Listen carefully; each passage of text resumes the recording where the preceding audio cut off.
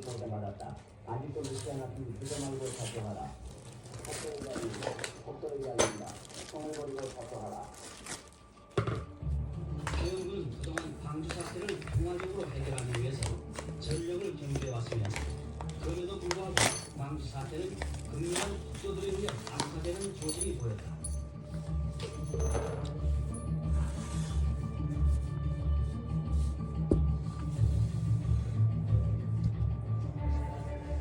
이렇게 해서 약 열흘간 벌어진 일입니다. 5월 18일부터 5월 27일까지.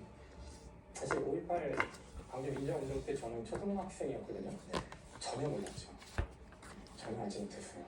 기억하시겠지만 그때 광주라는 단어 자체가 금기어였고 대학에 들어가서야 비로소 자세한 내막들을 다 알게 된 것 같아요. 이게 이제 알려지고 나서 뉴스에 관에다가 전부 이렇게 태극기를 덮어가지고 자꾸 오해를 하는 장면들이 뉴스에 그 이후에 이렇게 나오기도 했었거든요. 그때 이거 보면서 가해자가 우리 대한민국 군인이었고 이렇게 많은 사람이 죽은 동안은 왜 아무도 몰랐냐에 대해서 굉장히 충격적이었던 기억이 있어요. 제일 강렬한 워딩이 민주운동에 대해서 내란죄 포함해서 다 처벌해달라고 이제 시민단체에 고발하고 있었는데 검찰이 계속 잡고 있다가 성공한 쿠데타는 처벌할 수 없다. 그 검찰이 나면서 이제 그게 처벌했습니다.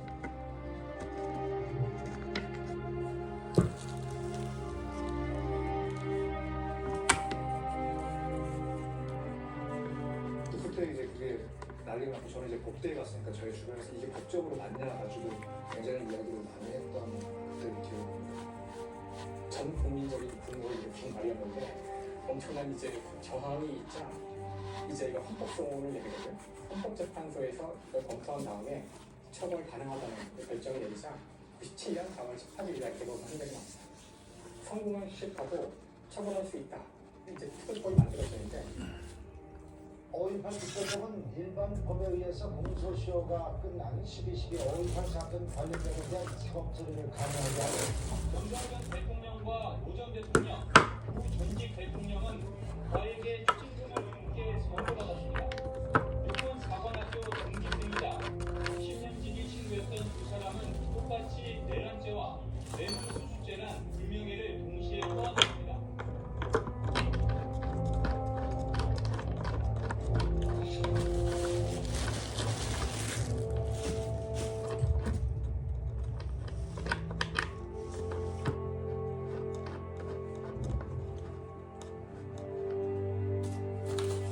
저도는 이제 사죄 한마디 없이 세상 떠났습니다. 여전히 논란거리도 굉장히 많죠. 그렇죠. 당시 계엄군 성폭행이 정부의 첫 공식 조사로 확인됐습니다. 계엄군의 대규모 유혈 진압 작전을 전두환 씨가 승인했다는 걸 증명하는 문건이 발견됐습니다. 5.18 광주 민주화운동 당시 군이 시민들을 상대로 헬기 사격을 한 사실이 38년 만에 공식 확인됐습니다. 내령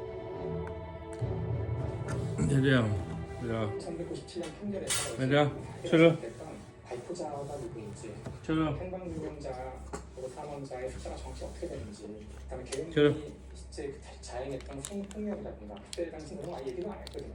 그다음에 헬기에 의한 사격이라든가 이런 것들을 우리가 다시 깨끗하게 좀 정리를 해야 되지 않을까.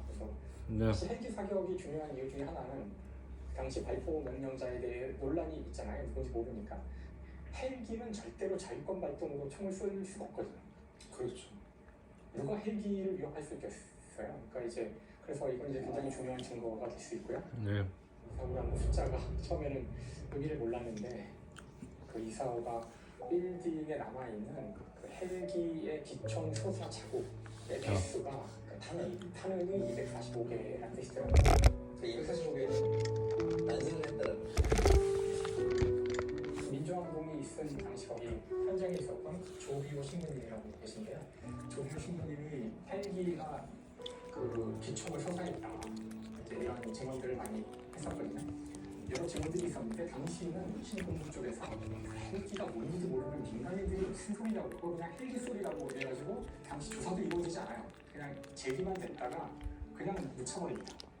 근데 2016년 전일 빌딩이 리모델링이 됐는데요. 그 과정에서 파악이 되고 있지 않았던 그 탄원에 대한 대한 조사가 자세하게 이루어지게 돼요. 국립과학수사연구원이 총탄 흔적은 헬기 발포에 의한 것이라고 결론냈습니다.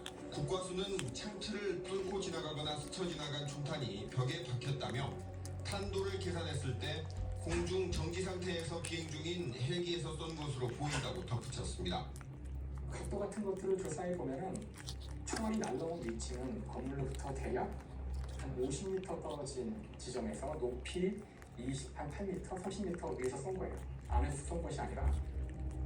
그런데 그 일대에는 이것보다 높은 건물은 없어요. 이 건물보다 30m 정도 높인 위에서 이런 각도로 쏠 수 있는 비행체는 헬기밖에 없다는 거예요. 그래서 2018년 2월 국방부에서 헬기가 광주 시민을 겨냥해서 실제로 습격했다는 것을 이제 인정했죠.